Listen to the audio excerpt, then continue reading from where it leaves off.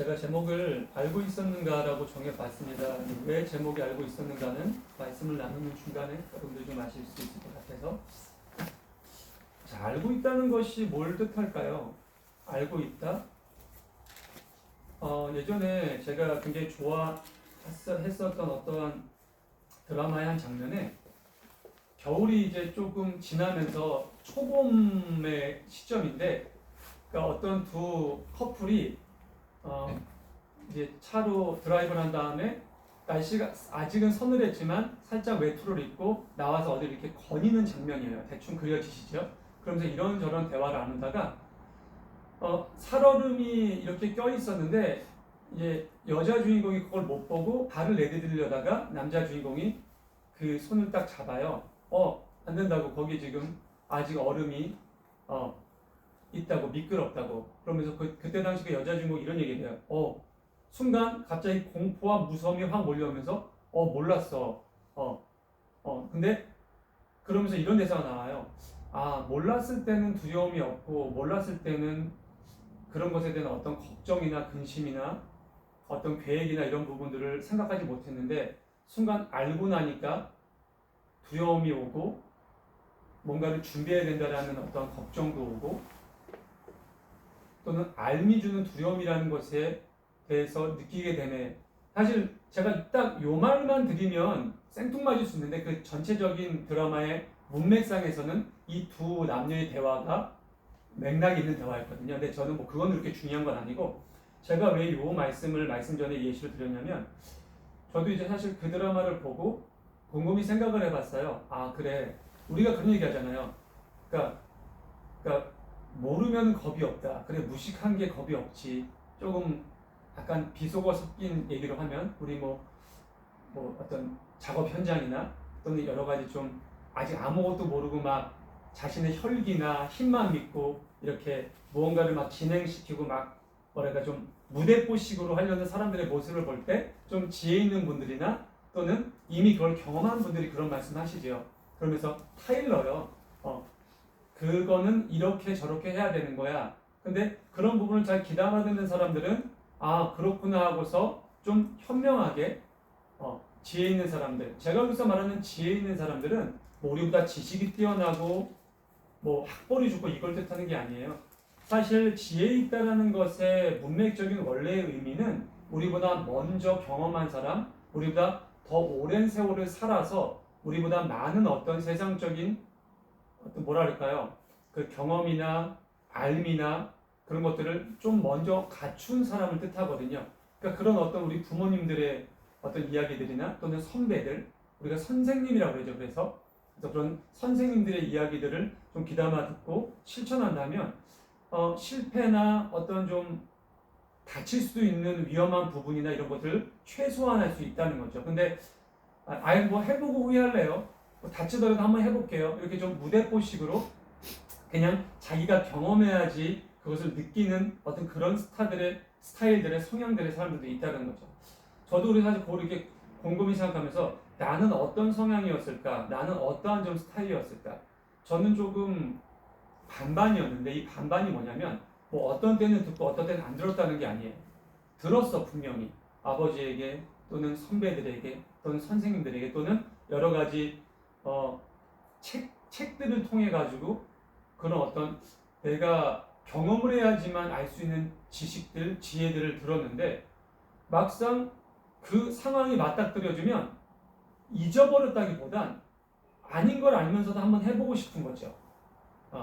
이게 이렇게 되면 분명히 내가 후회할 텐데, 다칠 수도 있을 텐데 하는 걸 알면서도 한번 해보고 싶은 거예요. 뭐 그게 요즘으로 치면 좀 익스트림 스포츠 중에 한 어떤 분야일 수도 있는 거고, 아니면 위험을 감수하면서도 뭐 마음속에서 내가 난 그런 것도 극복했어라는 뭐 자기의 어떤 심리나 자기의 어떤 정신 승리 또는 자신의 어떠한 좀 스펙을 쌓기 위한 여러 가지 그런 것일 수도 있는 거고. 그래서 사실 알고 있다, 안다라는 것이 무작정 우리가 뭔가 어떤 지식을 쌓고 지혜를 얻고 우리 삶의 경험을 쌓는다는 의미일 수도 있겠지만, 이 안다는 것은 우리가 삶을 살아감에 있어서 어떤 문제에 봉착함에 있어서 어떠한 상황과 관계의 형성 속에 있어서 조금 더 우리의 삶을 윤택하게 하거나 조금 더 우리의 삶을 좀 더 편안하게 나아갈 수 있는 또는 바른 길로 인도할 수 있는 어떤 의미가 아닌가라는 생각을 해본 적이 있었습니다. 오늘 말씀으로 잠깐 들어가 보면 여러분들 너무나 잘 아시는 상황이죠. 예수님이 사실 말 같지도 않은 상황의 재판을 받으시고 십자가에 못 박혀 죽으시는 사건입니다. 중앙에 예수님이 달리셨고 양 옆에는 강도들이 달렸다라고 얘기하죠. 근데 사실 우리가 여러 번 말하는 강도라는 것은 뭐 누구의 물건을 훔치거나 하는 요 정도 수준이 아니거든요.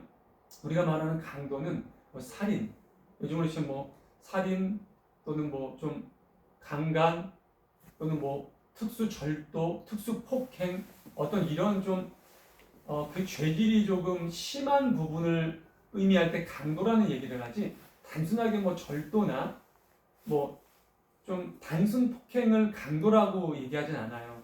아마 이 성경이 우리가 지금 보는 성경이 쓰여지는 그 시대가 대략 여러분 아시겠지만 우리 지금 개역개정은 한문 중국어 성경을 번역한 거잖아요.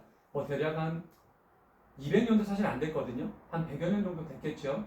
그때쯤 번역을 하던 번역본이다 보니까 그 한문을 번역할 때 강도라는 말이 가장 좀 적절하지 않았나 생각을 해요. 근데 실제적으로 여러분 이 시대의 유대 이스라엘 특히 로마의 통치를 받았던 이 시대에 유대에도 살인 아니, 사형 제도의 여러 가지 방법들이 있었어요. 근데 십자가형은 가장 큰 죄악 로마로 치면은 반역죄, 반란죄를 저지른 가장 극악무도한 범죄에 해당하는 사람들에게 행해지는 그들에게 행해지는 사형 제도였어요. 근데 예수님은 어떤 죄였습니까? 신성모독죄였죠. 신성모독죄. 어떻게 보면 로마한테 있어서는 사실 아무 상관이 없어요. 뭐 저 사람이 뭐 신성을 모독하도 뭔 상관이야. 로마에 있어서는 그 여호와 하나님이 아직 우리의 어떤 종교나 우리의 신이 아니거든. 뭐 니들 신인데. 근데 그때 당시에 율법학자나 사두개인이나 바리새인들 그 예수님을 정말 죽이고 싶어서 안달났던 그 잘못된 편견을 가지고 있던 그들에게는 하나님을 모독하는 죄, 군중들을 이끌 수 있는 가장 큰 어떤 지금으로 치면 여론몰이죠. 가장 여론에 형성할 수 있는 최고의 무기였고 그렇기 때문에 그렇게 예수님을 몰아서 십자가에 못 박힐 수 있는 그런 명분을 제시하죠. 그렇다면 양옆에 달린 이 강도들은 뭐냐는 거죠. 최소한 반역, 최소한 반란이라는 얘기예요. 반란과 반역에 우두머리 못 되더라도 그들 중에 속해서 최소한 그런 것이 드러났던 죄인이었다는 얘기입니다. 그래서 함께 십자가에 못 박히는 형벌을 당했다는 거죠. 근데 오늘 이 두 강도의 이야기는 아주 짧게 나와요, 사실. 그리고 다른 마태복음이나 마가복음이나 요한복음에선 지금 이 두 강도가 예수님에게 이렇게 언사를 한 것을 명확하게 다루고 있지 않아요. 근데 누가는 왜 이 이야기를 이렇게 명확하게 다뤘을까요? 누가의 뭐 성격적인 부분, 누가의 어떠한 믿음적인 부분, 누가의 직업적인 부분에 조금 이렇게 빗대어서 이런 부분이 나타날 수도 있겠지만 저는 누가가 이 부분을 이렇게 명확하게 설명해 줬기 때문에 너무 감사하다는 생각을 했어요.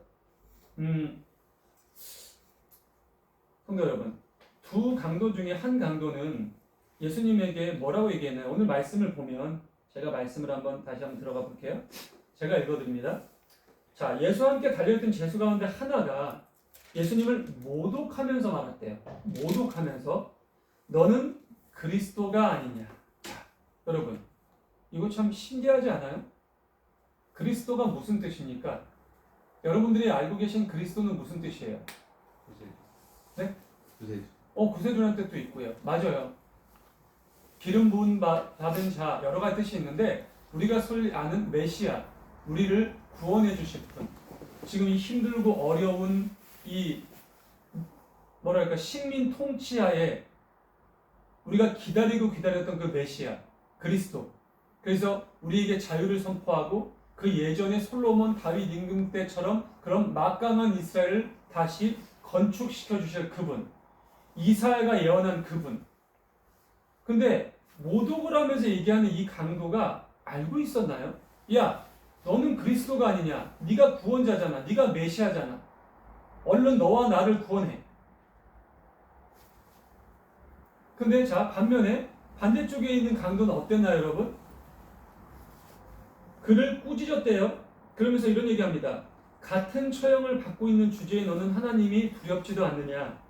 우리는 우리가 저지른 일 때문에 우리가 마땅한 지금 대가를 받고 있는 거지만 이분은 아무것도 잘못한 일이 없다. 자, 제가 여러분 원래 여러분들 잘 아시지만 저는 성경 설교할 때 원어에 대한 어떤 뭐 단어나 이런 부분을 그렇게 얘기 잘 안 해요. 근데 오늘 이 부분은 꼭 여러분들과 함께 나눠야 되는 부분이기 때문에 여기서 얘기하는 실제적인 해석은 잘못한 일이 없다라는 것이 아니라 옳지 않은 것, 옳지 않은 것을 행한 일이 전혀 없다라는 것이 온전한 그리스어 신약 원어의 해석이에요. 옳지 않다. 그러니까 여기 옆에 있었던 그 옆에 있는 강도를 꾸짖으면서 예수님을 표현한 이 강도는 꾸짖으면서 야, 너 왜 그러냐? 너랑 나는 우리가 솔직히 죽을 죄를 졌잖아. 십자가에 달릴 만한 짓을 했어. 그래서 우리가 갈렸어. 그래서 우리가 이걸 받는 건 마땅한 거지만 너 이분을 모르니? 이분 생애 동안 옳지 않은 것은 단 정말 요만큼 손톱만큼도 하신 적이 없으신 분이야? 라고 고백하는 상황인 거예요. 자, 여러분, 오늘 제목이 알고 있었는가예요. 전 처음에 이 말씀을 다시 오늘 준비하면서 아니 그럼 여기서 예수님을 모독했던 얘도 예수님이 누군지 알았다는 거야? 너는 그리스도가 아니냐? 너 메시아잖아. 너 구원자잖아. 야, 빨리 너랑 나랑 빨리 구원해. 빨리 너 그 엄청난 힘을 발휘해. 야, 내가 들었어. 너무 5천 명도 먹이고 무리도 걷고 죽은 자도 살리고 병든 사람 그냥 말씀으로 살리고 네 옷깃만 잡으면 12해 동안 혈류병을 앓았던 여인도 확 나고 그랬 때문에 지금 뭐 하는 거냐? 응? 근데 그렇게 막 비방하는 그를 옆에 있는 강도가 꾸짖으면서 이렇게 이야기를 했다라는 거예요. 여러분, 누가 예수님을 온전하게 알고 있었던 걸까요? 사실은 성경은 그 이후에 대한 이야기를 더욱더 명확하게 얘기해주지 않고 있고 바울의 많은 서신을 보더라도 이 이야기에 대해서 해석을 하거나 좀 풀어주는 부분이 없어요. 그래서 사실 단순하게 이 두 구절만 보고 이 뒤에 그를 꾸짖으면서 예수님을 표현한 이 사람이 온전히 예수님을 알고 있었다. 아니면 예수님을 모독하면서 비방했던 이 사람이 온전하게 예수님을 알고 있었다라고 얘기하지 못해요. 사실 그래요. 단정 짓지 못해요. 근데 아까 제가 말씀드렸듯이 이 우측에 처음에 얘기했었던 이 강도는 반만 알았던 것 같아요. 뭔가 들은 건 있어. 왜냐하면 말씀드렸잖아요, 여러분. 반란죄, 반역죄. 어떻게 보면 우리 일제 치하로 얘기하면 독립운동을 했던 사람들이 보통 십자가 처형을 받아요. 그렇다면 이 사람도 들었을 거예요. 갈릴리에서 태어난 예수라는 사람이 있어. 뭐 목수인데 근데 아니 이 친구가 근데 가는 곳곳마다 지금 장난이 아니야. 엄청난 군중들을 몰고 다니고 그런데 왜? 아니 메시아 같아. 이사야 우리 조상이 얘기했던 그분 같아. 그리스도 같아. 아니 뭘 보고 그가 그리스도라고 단정해? 죽은 자가 지금 살아나고 병든 이가 고쳐지고 가난한 이들이 배불리 먹고 과부와 고아에게 위로를 주신대. 이런 소문이 들리는 거죠. 이들은 못 들었겠습니까? 예수님을 모독한 이 강도는 그걸 안 들었겠어요? 근데 이 강도는 반만 안 거죠. 뭘 반만 알았을까요? 예수님이 이 땅에 오신 이유는 우리의 육신을 살리려고 오시는 게 아니에요. 힘들고 어려운 육체적인 고난과 아픔을 해결해 주시려고 오신 게 아니라는 겁니다. 그분은 우리의 영원한 삶, 영원한 생명, 우리의 영원한 복락을 위해서 오신 분이에요. 그래서 우리의 영혼을 살리기 위해 우리의 죽을 수밖에 없는 저 지옥불에 떨어져서 영원히 고통받을 수밖에 없는 우리의 영과 육을 함께 살리시기 위해서 오신 분이라는 거죠. 근데 지금 이 첫 번째 도둑은 그 한쪽만 생각한 거예요. 너무 고통스러우니까 야, 나 지금 죽겠거든? 좀 살려줘라. 야, 근데 두 번째 강도는 달랐다라는 거죠. 그러면서 두 번째 강도가 그 다음에 무슨 얘기를 합니까? 여기서 엄청난 말씀을 합니다. 다 같이 읽을까요? 여러분 42절입니다. 함께 있습니다. 시작. 예수님, 주님이 주님의 나라에 들어가실 때 나를 기억해 주십시오. 아멘. 진짜 여러분 엄청난 말씀이에요. 엄청난 말씀. 그리고 어떻게 보면 이러한 말씀을 할 수 있다라는 건 그랬기에 이러한 기회가 저는 주어졌다고 생각해요. 하늘도 스스로 돕는 자를 돕는다라는 우리나라 속담이 있잖아요. 사실 그 속담이 태동됐을 때 우리나라가 믿고 있는 건 샤머니즘이었죠. 하지만 그래도 그들의 마음속에서 간절히 바랬던 하늘님, 저는 그것이 하나님이라고 생각합니다. 스스로 돕는 자를 돕는다. 그건 뭐냐면 나의 자아를 최고로 생각해라. 나의 비전과 나의 꿈을 우선적으로 생각해서 열심히 하다 보면 하늘도 도울 거야. 이런 의미가 아니에요, 여러분. 내가 준비가 돼 있어야 된다는 거예요. 어떠한 상황 속에서, 어떠한 관계 속에서, 어떠한 환경 속에서도 그것을 헤쳐나갈 수 있고 극복할 수 있고, 혹여 아직은 내가 그런 상황과 어려움을 극복하거나 헤쳐나가지 못한다 할지라도 이 마음의 준비, 어떠한 여러 가지의 계획들이 갖춰져 있다면 풀어 헤쳐나갈 수 있는 기회, 풀어 헤쳐나갈 수 있는 어떠한 만남이 주어진다는 거예요. 뭘로 인해서? 하늘에서. 하늘도 감동해서. 그것이 우리 속담이거든요. 오늘 이 강도는 어떻게 보면 그걸 알고 있었나? 아니, 이 강도의 방향은 반대쪽 강도랑 달랐다는 거예요. 어차피 우리는 죽어요. 죽을 수밖에 없다는 걸 알고 있어요. 근데 이 사람은 알고 있었던 거예요. 이분이 어떤 분이라는 거예요. 옳지 않은 일은 단 하나도 하지 않았던 분. 똑같이 들었어요. 주님이시죠? 당신이 메시아 맞죠? 당신이 그 그리스도시죠? 제가 들었습니다. 당신이 죽은 나사로를 살렸다라는 것. 당신이 무리를 걸었다라는 것. 당신이 병든이들을 살리고 배고픈 군중들을 남자 장정만 5,000명을 먹이셨다는 것. 또 4,000명도 먹이셨다는 것. 군대 귀신이 들린 그 청년을 구하셨다는 것. 12년 동안 혈류증을 알아가면서 자신의 온 재산을 탕진하며 정말 죽지 못해 살아 있었던 그 여인의 그 아픔을 고치셨다는 것.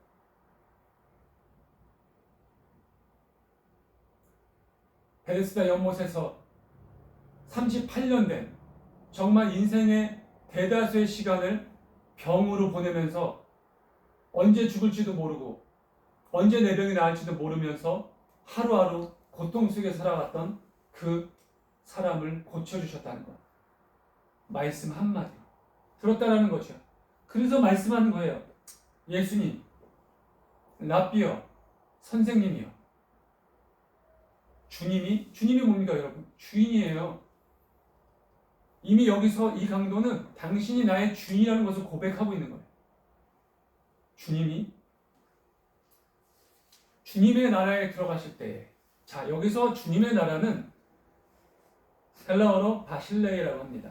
우리 신학을 전공하신 전도사님은 당연히 아시겠지만 이 바실레이아는 여러분 단순하게 우리 한글로 번역된 그냥 단순한 주님의 나라의 의미가 아니에요. 주님이 앞으로 세우실 왕국, 주님이 이루실 나라, 그러니까 하나님의 나라. 고아와 과부가 학대받지 않고 버림받지 않는 그곳, 독사굴에 어린이가 손 넣어도 물지 않는 그곳,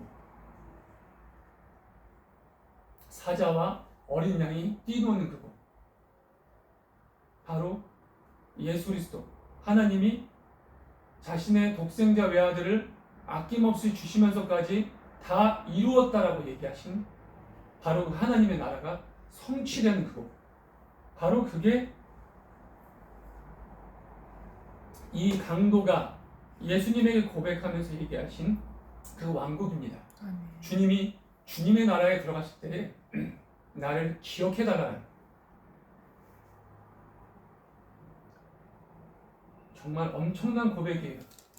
사실 저도 이런 생각을 해요. 늘 이 말씀을 볼 때 보면 나한테도 이런 기회가 올 수 있다면 얼마나 좋을까, 얼마나 기쁠까. 그렇잖아요, 여러분. 내가 인생을 살면서 예수님을 대면할 수 있다?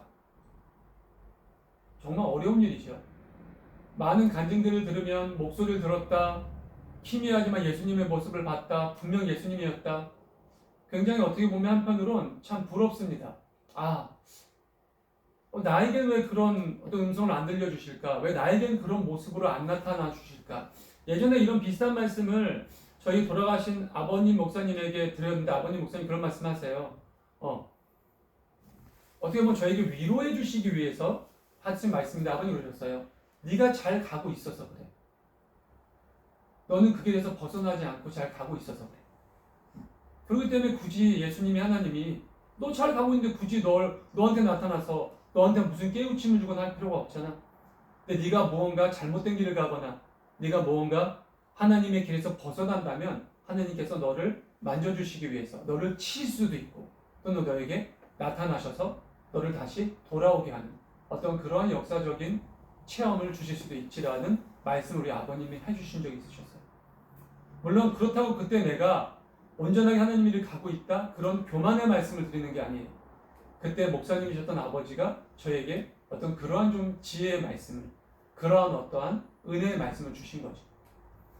어찌 보면 지금 이 두 강도 중에 한 강도는 예수님이 어떤 분이신 줄 알았어요. 어차피 우린 죽을 수밖에 없어요. 육신이 중요한 게 아니야. 내가 죽고 나서 나의 영이 중요한 거거든요. 그래서 이분께 부탁한 거예요. 예수님, 내가 주님이 어떤 분인지 안다. 주님, 내가 지금 정말 비참한 자리지만 당신께 나의 마음을 드린다. 나의 영혼을 드린다. 그러니 내 영혼을 받아주십시오. 그러면서 뭐라고 얘기해요? 당신의 왕국에 들어가실 때, 그 왕국이 성취되는 그때 나를 기억해달라. 자, 우리 마지막 43절을 다시 한번 함께 읽어볼까요? 함께 있습니다. 시작. 예수께서 그에게 말씀하셨다. 내가 진정으로 내게 말한다.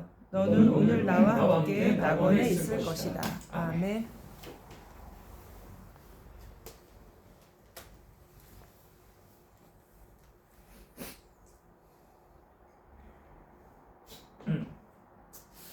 예수님의 이 말씀 성경 전체를 통틀어서도 저는 모르겠어요.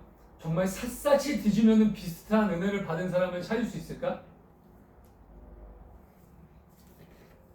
확정이거든요. 확정이에요, 여러분. 확정은 중요하죠. 너무나 중요합니다. 제가 그 대학 합격했을 때 추가로 합격했거든요. 제가 추가로 합격했는데, 그러니까 추가는 아직 학점이 아니잖아요. 근데 추가 순위는 좀 높은 편이었어요. 높은 편이어서 가능할 수 있겠다. 그래도 불안하죠, 솔직히. 안 될 수도 있으니까. 근데 다행히 이틀 지난 후에 학교에서 전화가 왔어요. 추가 합격을 했다고. 너무 기뻤죠. 그때는 너무너무 기뻤어요. 아침에 집에서 잠자고 있었는데 엄마가 그 전화를 받으신 거예요. 그래서 엄마가 방에 들어오시면서 축하한다 그러더라고요. 근데 사실 합격자 전화 딱 했을 때 아예 그냥 수험 번호 몇 번 합격하셨다 나오면 얼마나 좋을까요? 그 확정이거든요. 그 이틀 차이였지만 이틀 전에 차라리 합격을 했다면 얼마나 더 좋았을까, 기뻤을까. 그래도 이틀 후에라도 합격을 해서 학교를 다닐 수 있고 이제 대학생이 됐다라는 기쁨이. 근데 그 확정과 지금 이 확정을 제가 참 어떻게 보면 제가 확정이라는 것에 대한 조마조마하심과 기쁨을 동시에 느낀 유일한 사건이 바로 그 대입이었기 때문에 말씀드렸는 거고, 이 확정은 비교가 안 되죠, 여러분. 모세도 다윗도 솔로몬도 확정받지 않았어요, 여러분. 확정받았다는 말 없어요, 성경에. 정말 한 명 있다면 에녹 정도 얘기할 수 있을까요? 엘리야? 그렇죠. 이 두 인물은 가능하죠. 하나님께서 300년 동안 동행하다가 데려가셨으니까 하나님이 데려가셨는데 뭐 설마 그렇죠? 뭐 음부나 지옥으로 데려가셨겠어요? 그리고 하나님이 보는 앞에서 불병과 불마차가 와가지고 엘리야를 데려갔으니까 천사들이 다 와가지고 뭐 그 두 사건 외에는 그렇죠? 근데 이 강도는 여기서 하나님의 본체시고 삼위일체신 하나님 우리의 죄를 대신 짊어지시고 죽기까지 충성하신 그분 앞에서 확정을 받는 거예요. 내가 진정으로 내게 말한다. 그냥 내가 내게 말한다 해도 돼요. 하지만 예수님께서 진정이라는 어떠한 강조 어구를 사용하시죠. 내가 반드시 너에게 약속한다. 그 뜻이거든요. 오늘 네가 나와 함께 낙원에 거할 거다. 사랑하는 성도 여러분, 말씀을 마무리하죠. 우리가 하나님을 믿는 이유는 여러 가지가 있을 수 있습니다. 사람에 따라 다르겠죠. 근데 저는 하나님을 믿는 이유가 바로 나의 영과 육신을 유일하게 죽이실 수 있고 살리실 수 있는 유일한 분이시기 때문입니다. 이 강도처럼 저도 그분이 성취하실, 그분이 선포하실 그 바실레이아, 그 하나님의 그 왕국이 이루어지는 그때 저도 예수님께서 저를 기억해 주시길 바랍니다. 아멘. 그리고 그 예수님이 오늘 이 예배에 함께 하신 우리 사랑하는 모든 성도들의 이름도 기억해 주시길 간절히 바랍니다. 아멘. 그러기 위해선 우리가 준비되어 있어야 돼요. 우리가 그 기회를 잡을 수 있어야 됩니다. 그러기 위해서 우리가 말씀을 늘 묵상해야 되고 기도로 우리의 영이 호흡해 있어야 합니다. 지난주에 주일 말씀이 기도해야 되는 이유였죠. 어떻게 보면 좀 일맥상통하죠. 기도로서 기도의 자리로 나아가시고 그분의 음성을 들으셔야 됩니다. 그래야 우리가 그분의 참된 만남이 이루어질 때 언제 어디서 어떻게 이루어질지 몰라요. 그때 우리가 명확하게 얘기할 수 있어요. 아, 당신이군요. 예수님, 주님이시죠. 주님의 나라가 선포될 때, 주님이 그 나라에 들어가실 때 나의 이름을 기억하여 주시옵소서. 아멘. 이런 선포가 우리 마음의 고백이 될 수 있기를 간절히 축원합니다. 기도하시겠습니다. 하나님 감사합니다.